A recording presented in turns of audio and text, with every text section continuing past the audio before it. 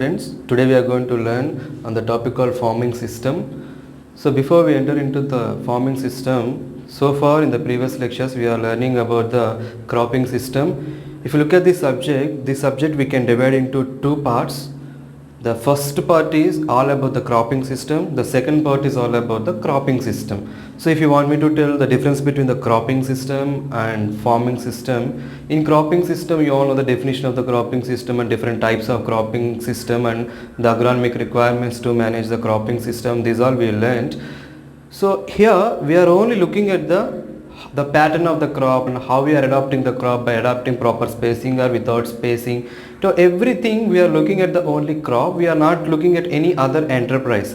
But when it comes to the farming system, in farming system we have to see not only the crop but all other available resources and how we can utilize the available resources effectively to get the higher income by incorporating or by involving all the other resources which are available in the farm. So let us see why this farming system is very important. Nowadays if you look at in the agriculture field especially, now we are saying that sustainable agriculture. Sustainable agriculture means whatever the farming practices we are doing, that should not affect the field, and also it should give sustainability for the future also. That means we should not damage the soil health and environment, we should not pollute. Likewise for the future also we have to think, so whatever the resources which are available, we have to use them effectively to get the maximum yield by not damaging any environment or to the soil.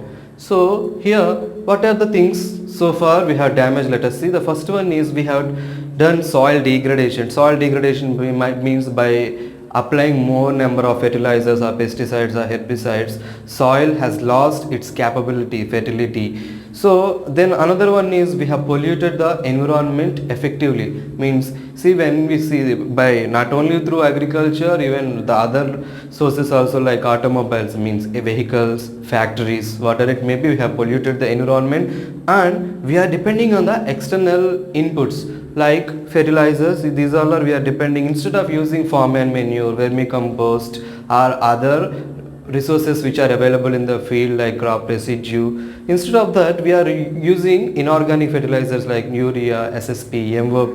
We are using all these fertilizers and the cost of expenditure that what we are spending for on the crop also is becoming more, and we are deteriorating the soil by depending on the external input.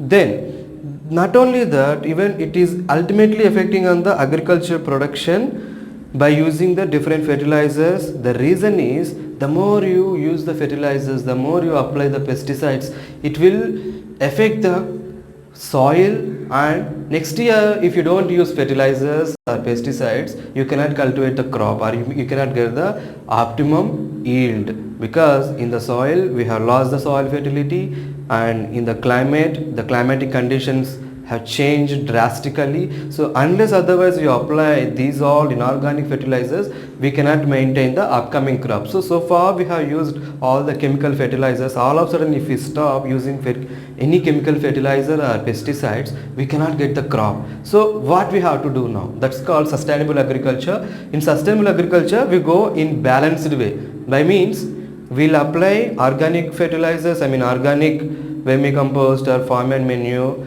or other sources whatever we have, these all we apply. In other hand we will apply inorganic also, but not in huge quantity, in limited quantity. So by not only that, in farming system we are having different components, not only the crop but whatever available. For example, if you look at any farmer will have the field to raise the crops. Not only that, he will be maintaining the cattle. Few farmers will go for cow or buffalo, from which we can incorporate those things, we'll include those things to the farming system. And piggery, like by having pigs, he can maintain piggery, or goats, or dairy, and dairy means cattle and all, and poultry we can maintain, and aquaculture, fishery we can have, and also forestry. By having some forest trees, by involving crop and forest trees, we can go for another farming system. So based on the climatic requirements, based on the soil type, we can choose the particular enterprise by involving all these to get the effective income and to have the sustainable life for the future also. So these all about the little introduction about the farming system. I am telling in short form, farming system means whatever the things which are available in the farm like piggery, poultry or fishery, forestry, like whatever we have, those things will be involving into the field for to get effective output from the field, like whatever the crop we are raising to get the optimum yield from the crop without damaging the environment as well as soil. That is all about farming system. But another thing is, the important thing is, throughout the year farmer is getting income by having different components in the field. Let us see the meaning of farming system. If you divide farming and system, the meaning of system is assembly of objects or things. So anything we are just assembling means keeping together for the common object to achieve common object. That means let us take the human body. In human body we are having digestive system, circulatory system and nervous system.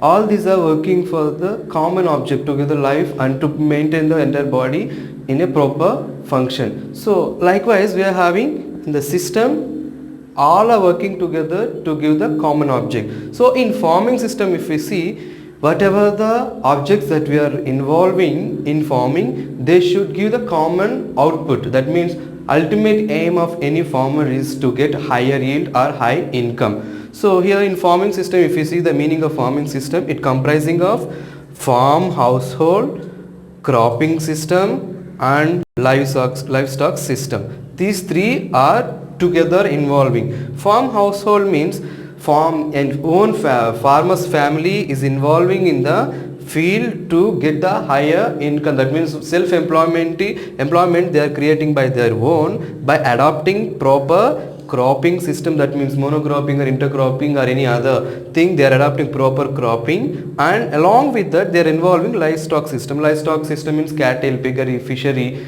or forestry, whatever it may be, based on the climate and the soil type and availability of water, they will choose the proper livestock system. By involving all these three, they will utilize or transform the land management and capital and also labor. They will use the land effectively. So far, if you go for only cropping system, we use the land only for the crops. But now we are using for not only for the cropping system and also we are using for the livestock system. And capital means the money what we are spending for the field. That means if you go for only cropping system, instead of going for farming system, we are spending money only on the crop, and whatever the money we are spending out of the yield of the crop, we will be getting the money. But here by depending on one another, for example, let us see livestock system we are incorporating and cropping system we are incorporating. So whatever the farm and manure we are getting from the livestock, for example, let us take cattle, whatever the farm and manure we are getting from the cattle, we can apply into the field. So here we can avoid some quantity of inorganic fertilizers by depending on livestock system. Likewise, we will be depending one resource to the other component by one component. So likewise, we can reduce the capital. And here another one is labor. Labor means here whenever we are having the cropping season, at the particular time only we can create employment to the labor. But when we go for this particular system, throughout the year, somehow other way we can create the employment to the labor, and also farmer also can get high income. So this is all about labor. Not only that, by adopting this new technology or new systems, we can make the labor to be a skillful labor. They can develop their own knowledge and skill on the particular system. So by doing all these things, we can get the output called useful products. Whatever the output that we are getting from cropping system, that means the yield of the crop, and from livestock system like milk and meat, whatever the produce that we are getting from these systems can be sold into the market. If the farmer is big farmer, then not only sufficient for his own family, the surplus yield whatever he is getting from this particular farming system, that can be sold into the market. That's why a small farmer can be consumed, because the yield will be very limited, it will be sufficient for his own family. If the land area is very big, and he may go for in large sector and he can sold into the market. So farming system means by comprising of farm household, cropping system and livestock system, these all will transfer the land, capital, labor to utilize effectively to get better output. I am telling again, by comprising of farm household, cropping system and livestock system, these three to transfer the utilization of land, capital and labor effectively to get maximum yield. This is all about the farming system. Let us see a small example. So I said in the definition we are involving the household, cropping system and livestock system. So I am involving three. So cropping system, livestock system and household I am involving. These three are there. So in which everything is depending one on another.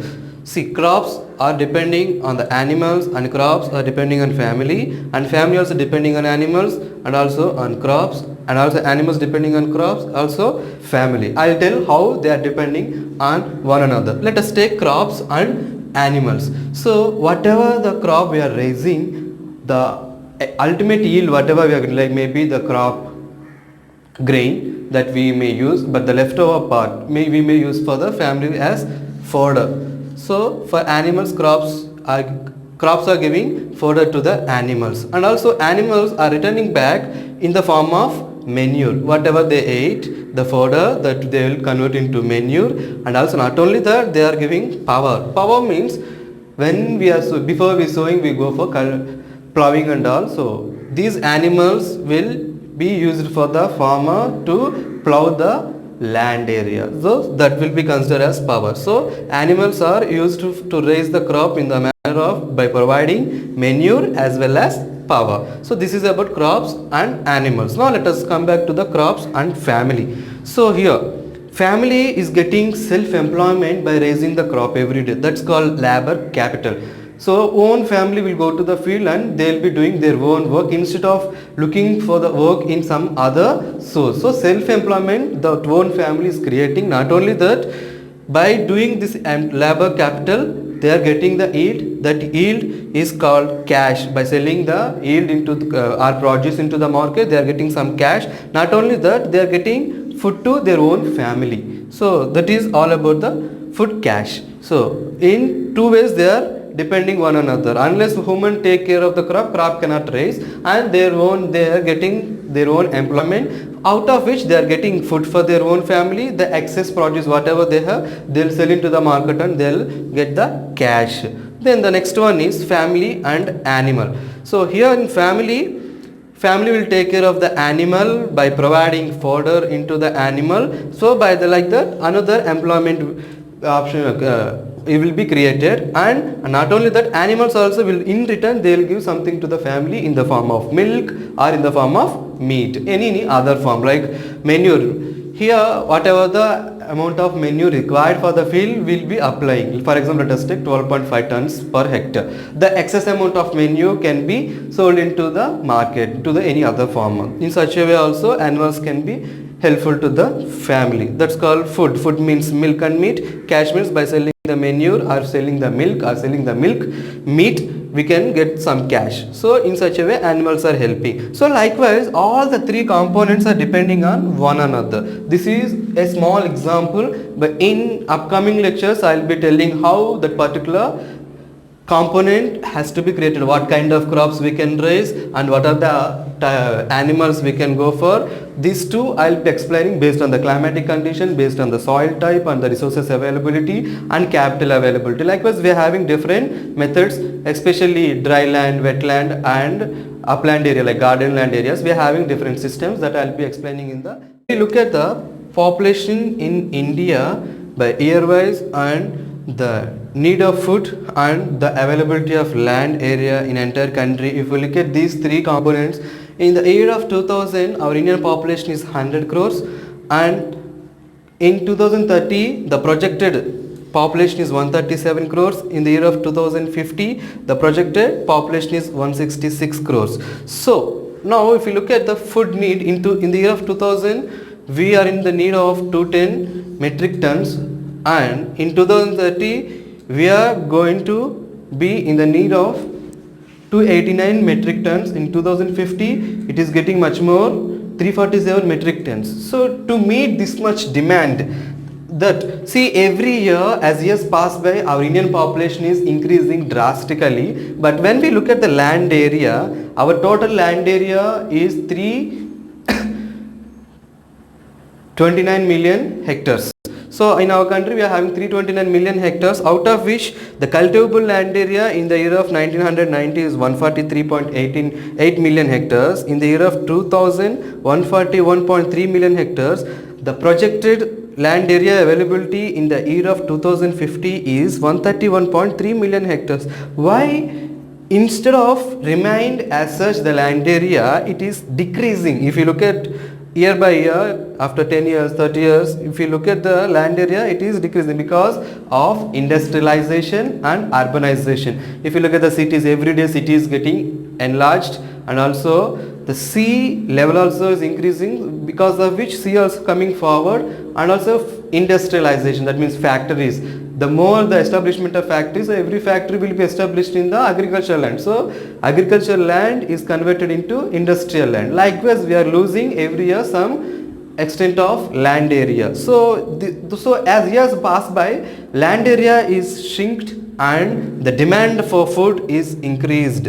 So by the year of 2050, we have to get the food 347 metric tons to meet the demanded population of 166 crores. So how to get or how to improve such an extent the food in our country within this limited land area? So in this farming system, to meet this increased population and to manage this shrinked land area, and also to avoid, or we should tell to the farmer that we should not use excess usage of chemicals, and also we have to manage soil health deterioration. That means we have to improve the soil health. And also nowadays farmers are using water unknowingly, they may use excess use of water instead of how much water required. That also we have to make them to be aware, because the more we use the resources effectively, the more we can get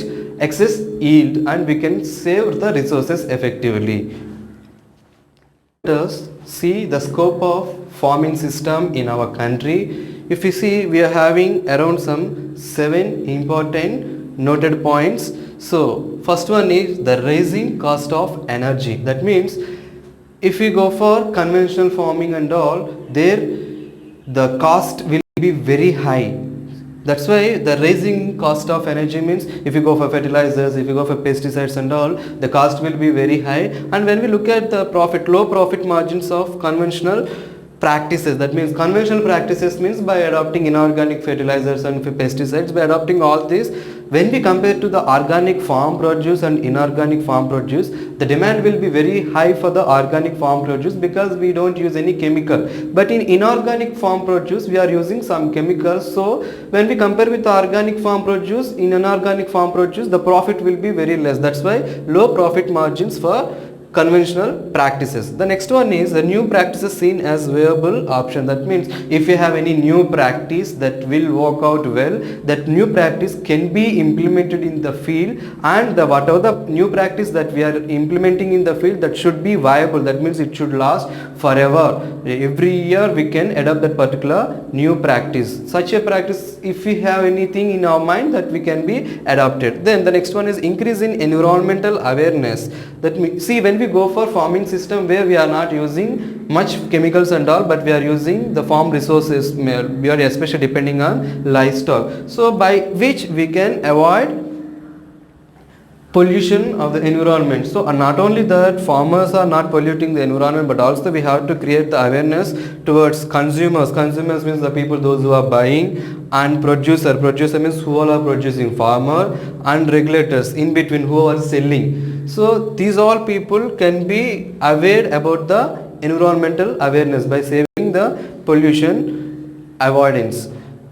The next one is new and strong market for alternatively grown and processed food products. That means, see, whatever the food products we are getting from out of the farm, not only the crop produce but also from the livestock and other resources, whatever we are getting, that has to be processed and has to be sold in the market. So that demand we should create, and we should make the market to be very strong in that particular product. Then the next one is, this is very important. In India, we are having around, out of 453 districts, only 44 districts are contributing half of the total food grain. That means out of 453 districts, only 44 districts itself, they are providing half of the food grain production. The remaining around 407 districts are providing the remaining half. Within 44 districts, they are providing the remaining half. So to get the maximum yield, the remaining 407 districts,